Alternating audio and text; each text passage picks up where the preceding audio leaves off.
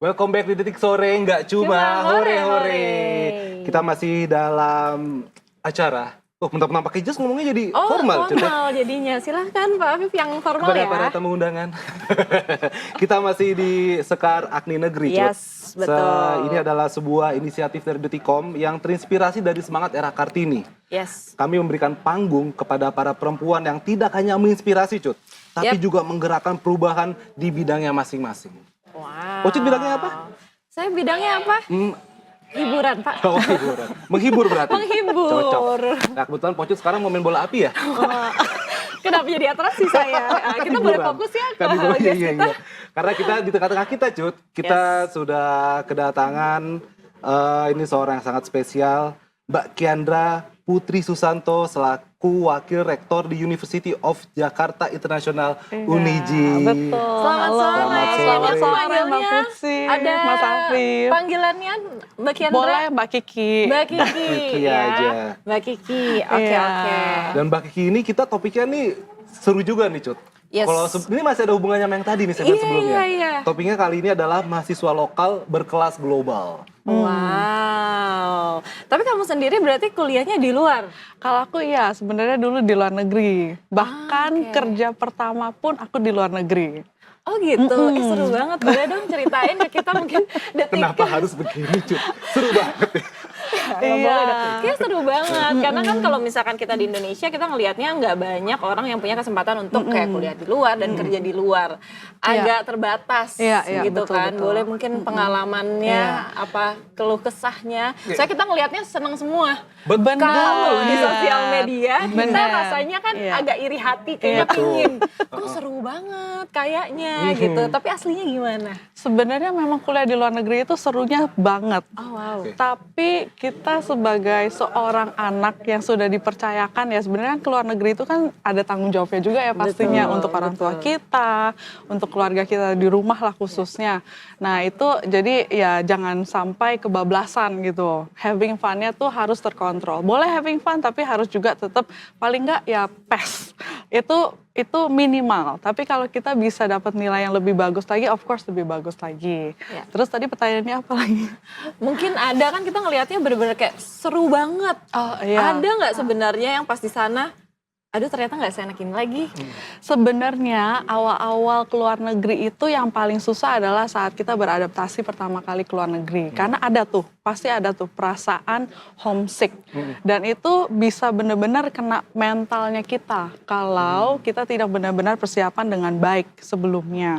Contoh persiapan dengan baik tuh apa? Ini mungkin jadi mengarah ke tempat saya lagi ya. Jadi kalau tempat saya ini kan sebenarnya seperti preparatory program untuk anak-anak yang memang mau keluar negeri. Tapi apa saja yang kita kasih ke anak kita itu sebenarnya adalah more than that. Kita mempersiapkan ekosistem anak itu. Nah, ekosistem apa yang terpenting itu nanti saya bahas, tapi kira-kira yang harus kita persiapkan anak saat mau keluar negeri itu udah pasti bahasanya, ya kan? Ya, betul. Bahasanya at least bisalah pesan makan sendiri, biar kita Biar nggak usah pakai bahasa tubuh iya, capek nanti ya kan. Nah itu satu bahasa, nomor dua udah pasti financialnya kita dari orang tua ya. Atau mungkin kalau misalnya orang tuanya misalnya ekonomi terbatas, itu juga tetap tidak walaupun ekonomi terbatas itu juga tetap tidak menutup kemungkinan anak itu keluar negeri. Karena bisa dengan banyak hal nanti misalnya mungkin tuition fee orang tua nanti tapi living cost bisa anaknya mencari pekerjaan sendiri itu di sana itu juga bisa. Jadi itu jalan keluarnya sudah ada. Nah yang paling berat sebenarnya ada dua, yaitu adalah faktor pertemanan dan yang satu lagi itu adalah faktor persiapan atau kebiasaan kita dalam menjawab suatu pertanyaan. Jadi kalau kita di Indonesia itu kan kita terbiasa dengan guru yang satu arah ya. Betul. Ya. Yes. Iya, ini memang menjadi tantangan tenaga pengajar, tapi itu akan saya bahas nextnya ya kalau misalnya tertarik gitu.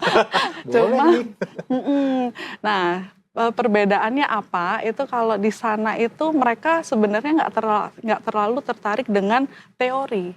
Jadi teori itu misalnya ada pertanyaan. Pertanyaan itu misalnya apa ya?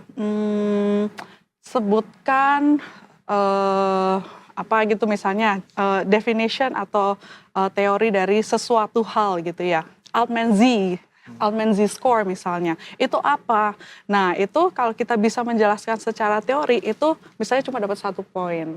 Tapi bisa mendapatkan full poinnya caranya bagaimana, itu application-nya. Di kehidupan nyatanya itu apa? Bagaimana cara mengaplikasikan si Altman Z-score teori ke dunia nyata. Nah itu yang perlu kita biasanya lebih delve in deeper gitu ya. Dan itu butuh kebiasaan gitu. Yang harus dirubah dari kebiasaan kita biasanya di Indonesia gitu. Nah terus faktor pertama yang paling menurut saya paling penting itu sebenarnya yang tadi ya, pertemanan. Nah pertemanan biasa ya, anak SMA baru lulus pasti maunya ikut-ikutan temen ya, gitu. Nah kalau temennya bagus ya of course kita jadinya bagus, tapi kalau temennya ya misalnya yang sukanya bolos atau bagaimana mungkin jadinya keikutan ya kan. Jadi ya kalau saya selalu rekomendasi semua adik kelas ataupun anak-anak saya ya, jadinya sekarang ini karena saya jadi warek jadinya anak-anak gitu. Anak-anak saya kalau saya selalu bilang ke mereka tipsnya harus ada 3 pertemanan. Jadi kalau cabang olahraga ada cabang olahraga, pertemanan juga harus ada 3 cabang. Apa aja tuh? Jadi dibagi ya? Dibagi. Oke, apa aja itu nih? Menarik nih. Pertama harus pertemanan yang ambisius. Pertemanan yang ambisius. Oke, supaya kita mau lebih maju berarti ya? Pastinya. Oke. Dan biar kita sukses pastinya. Jadi pertemanan ambisius itu sama teman siapa aja. Teman yang pastinya punya nilai yang bagus. Maksudnya dia secara akademis nilainya selalu bagus, selalu memang care banget dengan akademis, sisi akademis. Itu nomor 1. Kita harus deket-deket tuh sama orang yang seperti itu. Harus ditempel. Harus ditempel, bener juga tempel banget itu. Bener. Yang kedua adalah pertemanan sosial. Jadi pertemanan sosial mungkin yang akademis kecenderungannya maunya kumpul-kumpul di library. Kalau kita kita bukan yang seperti itu nggak masalah, tapi kita bisa cari teman lagi di luar yang sosialisasi. Ini ya nongkrong-nongkrongnya di coffee shop Nongkrong ya. di coffee shop atau kalau kita biasa kalau luar negeri brunch. Oh brunch, iya, betul. Iya gitu. Terus yang pertemanan ketiga sebenarnya pertemanan yang mana tuh ya? Mana? Pertemanan yang berorganisasi. Jadi kita mesti punya teman yang juga peduli gitu dengan hal-hal sosial. Oh iya, betul. Dan hal-hal sosial yang kalau kita udah di luar negeri, sudah pasti kita juga terekspos dengan organisasi yang internationally established. Gitu. Dan itu membuka peluang sekali gitu. Jadinya bisa berteman dari mana saja, dari background mana saja, itu biasanya kita dapetnya dari yang organisasi. Jadi kalau akademik untuk kemajuan diri atau memperkaya diri sendiri, kalau pertemanan sosialisasi untuk ya hahaha have fun ya karena kan. kita butuh itu juga kan. Pasti, kalau nggak mental health kita kena. Iya benar, setuju. Terus yang satu lagi organisasi lagi-lagi untuk memperkaya diri tapi di background yang lebih luas. Gitu. Oke, itu ya 3 tipsnya. Tapi itu bisa aplikasikan juga di sini kan? Sebenarnya pada saat kerja kita juga bisa mengaplikasikan 3 cabang pertemanan itu ya. Pas kerja bisa. Oh iya, lo masuk mana ya, Viv? Catet, Cut.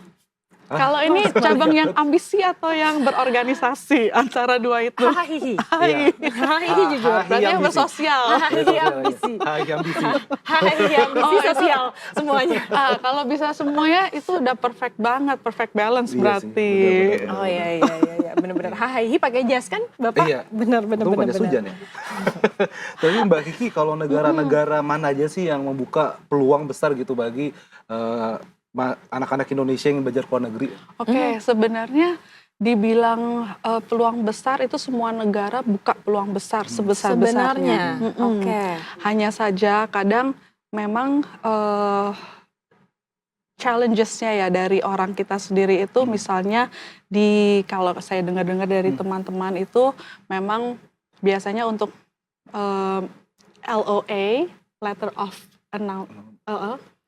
of intent lah ya, atau letter of acceptance, itu kan dibutuhkan bahasa Inggris ya. Betul. Sayangnya memang menurut saya orang Indonesia ini pintar sekali dalam komunikasi. Ya, ini bahasa Inggrisnya bagus sekali saya bisa bilang karena kita blessed gitu ya dengan lidah yang mungkin kayaknya lumayan enak gitu. Lumayan enak nggak yang kalau ngomong bahasa Inggris kayak agak apa ya dia ngomong apa ya gitu orang Indonesia. Accentnya itu bagus loh sebenarnya orang Indonesia itu. Kalau dibandingkan dengan beberapa negara lainnya. Kita kekurangannya cuma satu, writing dan grammarnya. Jadi kalau writing grammar itu karena lagi-lagi bisa diasah dengan membaca. Nah berarti sudah tahu ya menjurusnya kemana, berarti kita memang harus diakui kita lacking in readingnya gitu. Jadi kalau tadi buka peluangnya semuanya, especially kalau di kita JIC, Uniji gitu ya, kita bahkan udah pilihin mana aja universitas yang bagus-bagus.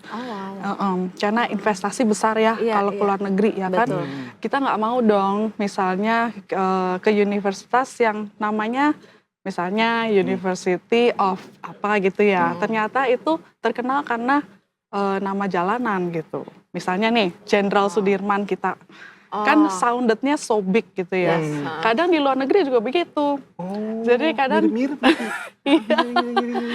Sama aja ya. Iya, jangan sampai terjebak dengan yang namanya sounds familiar, tapi ternyata pada saat kita cek di ranking sistem dunia, itu ternyata ya masih butuh improvement. Makanya kalau kita JIC, kita selalu batasin, kalau misalnya di Inggris kan ada Ivy League ya, tapi kita di top 200 USA National Ranking System, kalau misalnya untuk Australia kita selalu yang Group of 8, jadi 8 universitas terbaik, terus kalau misalnya yang UK di Inggris kita selalu yang Russell Group. Jadi itu aja yang kita mau rekomendasi ibaratnya ke anak-anak kita gitu. Oke. Ini kan masalah kampusnya nih. Kalau misalkan jurusannya gimana? Karena kan sebenarnya kalau di luar pasti lebih banyak pilihan penjurusannya dibandingkan di Indonesia gitu kan. Kadang kita bingung. Kalau misalkan kita pilih jurusan ini balik ke Indonesia kita jadi apa ya? Kan kadang-kadang bingung itu gimana tuh cara tips and triknya supaya kayak oke, mau jurusan ini nanti di Indonesia jadi apa gitu. Oke. Sebenarnya bener banget jurusan di sana itu sangat-sangat banyak dan ibaratnya kayak titik aja mereka bisa jabarkan gitu ya. Jadi contoh marketing. Kalau kita marketing ya marketing aja gitu ya. Kalau mereka enggak loh, bisa sales promotion itu satu. Digital marketing satu lagi. Terus misalnya marketing aja itu satu. Jadi itu aja dari cabang marketing aja bisa 3. Ini yang saya ingat ya. Padahal di pamphletnya itu bisa lebih banyak lagi. Tapi saya selalu kalau misalnya saya sering diajak ngobrol sama anak-anak gitu ya. Gimana nih mau ambil apa? Orang tuanya juga ikut ngobrol sama saya selalu balikin ke anaknya. Kamu imagine-nya itu pada saat 5 tahun, 10 tahun mendatang, yang kamu enjoy itu kerjanya seperti apa sih? Suka duduk kah? Atau misalnya di lab kah? Suka mencari sesuatu kah? Atau sukanya seperti kita gini, ketemu dengan orang baru. Nah ini kan sebenarnya sudah ada indikator tersendiri ya, sebenarnya kita tuh enjoy-nya seperti apa. Jadi saya selalu menyarankannya anak-anak seperti itu. Tapi di luar itu kalau kayak saya, kebetulan saya bachelor itu di finance, master juga di finance, susah banget. Ternyata sekarang ujungnya di marketing. Nggak apa-apa juga, dan saya nggak pernah sesalin. Kalau masnya mungkin sesuai ya? Atau Enggak juga sih. Enggak juga kan? Iya. Tiba-tiba jurnalistik padahal nggak ada basic. Nah, Iya, lo apa sebenarnya? Pariwisata. Gue masih ada sih, gue performing arts kan. Oh, performing arts. Bisa sih, bisa tuh. Bisa masih masuk walaupun agak nyebrang dikit. Iya. Coba sekarang tadi kecak sini, Cut. Kenapa tiba-tiba disuruh Performing tadi? art. Iya betul. Harusnya gue perform di sini, tapi kan Betty yang gue lakukan sekarang kan. Kalau lo kan jauh tuh. Jauh. Ya kan? Jauh sih. Tapi itu sebuah polemik gak sih kayak dari kita kuliahnya apa, terus kita kerjanya apa? Menurut aku kita belajar apa itu tidak pernah harus disesali karena yang namanya knowledge itu pastinya akan selalu added point ya untuk diri kita sendiri. Jangan-jangan itu yang memang shaped us. Kita jadi tahu kan, oh kita ternyata tidak happy. Dan kita bisa berubah kan sebagai manusia. Dengan kondisi dan situasi yang ada saat ini, nah itu bisa merubah kita. Tapi menurut saya yang namanya kita sudah pernah belajar sesuatu, ilmu ya. Ilmu itu tidak pernah harus disesali. Karena selalu aja ada ibaratnya khasiatnya gitu ya. Betul. Benar-benar harus pasti Menjemput ada. peluang. Iya, menjemput peluang kayak tadi yang dibilang. Betul. Tapi apalagi kalau misalnya mahasiswa lulusan luar negeri ya, Mbak Kiki, kan mungkin sampai sekarang juga orang stigmanya, wah lulusan luar nih pasti bagus nih gitu. Wah lulusan luar nih pasti gajinya gede nih. Apakah itu menjadi apakah menjadi beban atau justru menjadi motivasi sih bagi mahasiswa yang mungkin sekarang lagi luar negeri gitu, gue balik ke Indonesia, gue bisa nih sebenarnya, maksudnya apakah dia nanti mungkin gue kerja mana aja gampang kok, gue urusan luar kan. Tenang Tenang aja, atau justru challenge buat dia Mbak ketika kembali ke sini. Sebenarnya semuanya. Itu tadi opsinya semuanya benar gitu saya bisa bilang. Tapi kalau saya boleh berbagi pandang gitu ya sama teman-teman yang sudah lulusan luar negeri dan sebagai fresh graduate ya. Ini kita ngomongin di titik di mana dia adalah fresh graduate. Saya bilang jangan terlalu terpaku dengan gaji yang di-offer dengan company. Jadi terima aja. Karena setiap company ada standar masuknya, ya kan? Jadi maksudnya kita kalau company-nya tiba-tiba gaji kita lebih atau gaji kita itu, kita kan harus ngomongin tentang experience, ya kan? Yes. Nah itu, kalau kita sebagai fresh graduate pun sebenarnya in terms of experience itu sama titiknya, sama anak di dalam negeri. Tapi yang membedakan dari kita itu mungkin membedakan sama anak-anak yang lulusan luar negeri dan ini adalah mungkin keberanian dalam problem solving. Problem solvingnya itu biasa cepat gitu. Mereka lebih berani cepat gitu. Karena pada saat di luar negeri ya mungkin orang tua jauh ya. Jadi kadang keputusan ya dia putuskan sendiri. Cepat, gitu. Tapi menurut saya ya tadi itu sebagai lulusan pertama ya kita harus punya kerendahan hati gitu ya untuk mengakui kalau kita itu memang belum punya experience. Gitu. Kerendahan hati lah kalau kita belum punya experience. Tapi bolehlah bahasa Inggris kita dihargain kan. Ya, bolehlah. Bolehlah dihargai. Sama koneksi mungkin juga ada ya. Iya. Enggak dari 00 banget loh nih. Sebenarnya nggak 00 banget. Tetap ada batu pijakan tuh pasti ada. Iya. Nah kalau misalnya masalah teknologi, sebenarnya ngaruh banget nggak sih sama pendidikan zaman sekarang? Karena kan ngebantunya banyak banget tuh, ya kan? Sebenarnya kamu ngelihatnya teknologi nih, banyak yang bilang nih teknologi nih sebenarnya agak bumerang gitu loh. Kita jadi males. Ada pro kontra, iya benar. Kita jadi males gitu loh. Itu kamu ngelihatnya gimana nih Mbak?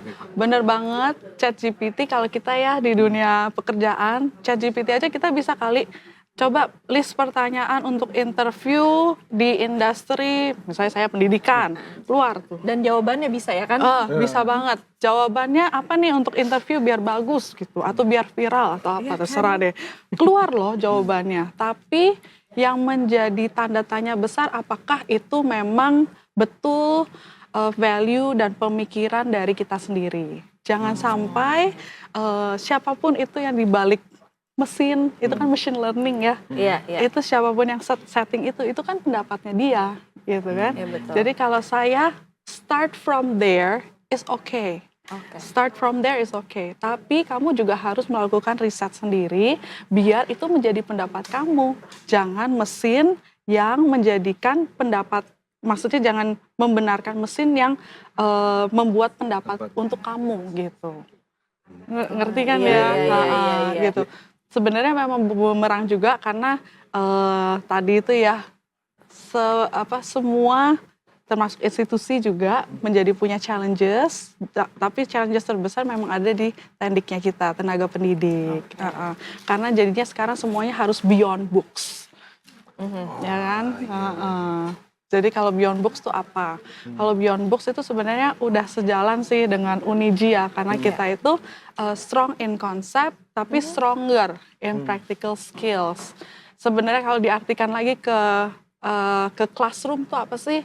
Ya sesimpel kita lebih mau mendengar diskusi dua arah. Diskusi dua arah. Itu sangat important gitu.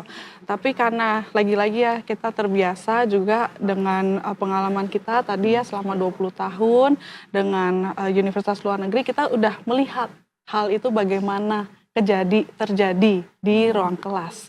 Jadi it's very easy for us to adapt that to our classroom system gitu. Betul sih. Tapi selain teknologi, Cut, sebenarnya tantangan sekarang ini adalah karakteristik Gen Z. Oh Gen Z, iya, betul. Gen Z. Karena Gen Z ya ini ya pokoknya. Gen Z, Coba. Gen Z. Jadi sebenarnya Gen Z, Gen Z. Kalau Sebenarnya. saya, Cara ngomongnya. Gen Z. Gen Oh, Z. Gen Generation Z. Gen Z. Gen Nah Z. itu ada tantangan juga nggak sih Mbak Kiki di kampus gitu, karakteristik Gen Z ini yang kita tahu kan ya bukannya gimana-gimana ya, karena wah Gen Z ini kok begini nih apa, Mungkin bedanya lumayan tiba-tiba agak jauh sama generasi sebelumnya, yang millennials tangan mungkin banting, ya. kalau ini sekarang banting dikit udah penyok nih gitu. Iya. Bener, ada begituannya, tapi ada juga plus poinnya dari Gen Z. Gen Z itu pintar loh. Mereka itu mungkin melihat sesuatu itu yang tidak kita lihat sebelumnya atau terlepas dari kebiasaan kita di masa-masa yang lalu gitu ya. Contoh, ngeles. Ngeles kan di luar negeri nggak ada ya. Betul. Nggak ada ngeles. Mereka pintar banget ngomong sama saya, oh ya kan online aja Miss, sesimpel itu. Kadang problem solvingnya juga ya semakin cepat juga. Jadi lagi-lagi ini jadi tantangan ya untuk membimbing mereka itu seperti apa. Tapi jadinya Gen Z itu mereka expect yang mereka dengarkan itu ya lebih dari hal-hal yang mereka bisa dapatkan di internet. I see. Jadi mereka itu sebenarnya lebih pintar gitu. Sebenarnya ya. Sebenarnya, Cerdas ya. Sebenarnya lebih pintar. Tapi memang betul saya setuju juga ada kecenderungannya ya pada saat bekerja. Mungkin karena ya sekarang ini kan banyak sekali ya slogan yang work life balance lah, work life balance betul, gitu banyak. ya. Nah, itu yang mungkin harus kita tunggu sabar dulu karena mungkin yang work life balance itu terjadinya di well developed country. Bukan di kita ya. Bukan kita. Belum. Kita harus sabar Belum. dulu, sabar. Sabar ya. Sabar. Mungkin untuk anak-anak kita. Benar. Jadi kita karena sekarang masih developing, perjuangan kita masih jauh dari work life balance sepertinya, biar bisa mencapai level itu. Ya. Oke, terakhir nih ada nggak pesan untuk yang lagi mau meniti pendidikan ya kan? Siapa tahu ada pesan-pesan nih dari Mbak Kiki untuk anak-anak yang lagi meraih pendidikan supaya tetap semangat. Oke. Fokus biar kembali ke rumah, ke orang tua dengan ijazah, karena itu adalah investasi dari orang tua untuk masa depan kalian. Dan jangan kalian hancurkan masa depan kalian untuk waktu yang sesaat. Dalam artian jangan have fun-nya itu dalam sesaat itu kalian kebanyakan out of control gitu ya. Karena yang dirusak adalah nama kamu. Udah gede ya kan, udah 17 tahun lebih pastinya. Nah itu udah a name of yourself gitu, bukan lagi anak dari orang tua kamu atau cucu dari siapa, itu a name of yourself. Jadi berikanlah value untuk nama kamu sendiri, mungkin itu. Iya, terima kasih. Terima kasih banyak, Mbak Kiki, Mbak luar Kiki. biasa. Sama-sama, Ngobrol-ngobrolnya makasih ya seru Mbak, banget. makasih Mas. Dan Mbak Kiki ini juga spesial, Cut, karena mendapatkan nominasi Perempuan Pemerhati Pendidikan Berwawasan Global. Wah, terima Dari Sekelas kasih. Akademi. Dan kita sudah ada Mas Vito selaku pimpinan redaksi Detikom yang akan memberikan penghargaan. Thank you Bapak, diberikan kepercayaan. Dengan bangga kami menyerahkan anugerah Sekar Agni Negeri kepada Mbak Kiandra Putri Susanto. Apresiasi ini kami berikan kepada Mbak sebagai perempuan pemerhati pendidikan berwawasan global. Mudah-mudahan menjadi semangat Pastinya Pak, terima untuk kasih. memotivasi terus sehingga peduli terhadap pendidikan anak-anak kita. Iya. Dan bisa mengalahkan negara-negara lain sehingga menjadi negara yang unggul katanya Indonesia Emas 2045. Amin. Selamat sekali lagi. Amin. Terima kasih. Selamat ya. Thank you ya Pak. Mbak Kiki. Terima kasih, selamat. Mungkin Mbak Kiki ada yang mau disampaikan? Terima kasih untuk kepercayaannya dan nominasinya juga menjadi suatu kebanggaan tersendiri untuk saya yang masih memang usianya muda, dan ini pastinya banyak hal yang masih harus saya pelajari lagi, dan ini merupakan pertama ya yang mungkin akan saya simpan untuk menjadi kenangan saya untuk lebih maju lagi. Ini awal, nanti Awal. akan banyak lagi. Amin, Bapak. Amin. Semoga ketemu Bapak lagi ya. Amin, amin. Sekali lagi selamat Thank you ya. ya, Mbak, ya. Mbak Kiki, selamat. Makasih ya, Mas. Iya. Oke, ini kan sekarang kita punya tagline nih. Jadi kalau misalnya aku bilang detik sore, jawabnya Nggak cuma hore-hore. Oke. ya. Silakan Pak Fir. Detikers, kita kembali lagi di Detik Sore. Gak cuma hore-hore. Baik, habis ini